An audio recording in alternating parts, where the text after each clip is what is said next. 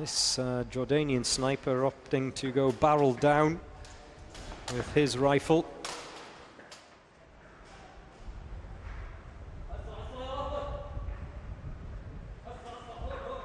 If you are following this on Instagram, I know there's a couple of you asking questions about if you can see it anywhere else. Yes, you can on YouTube. You can watch the UAE SWAT challenge. It's on the Dubai Police YouTube channel.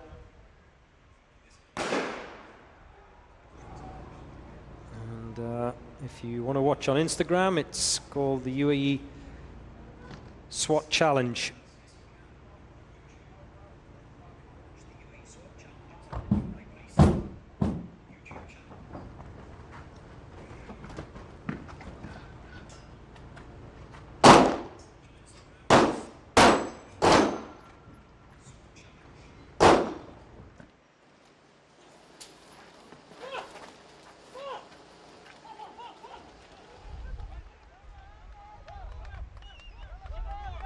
The Jordanians make their way towards the finish line,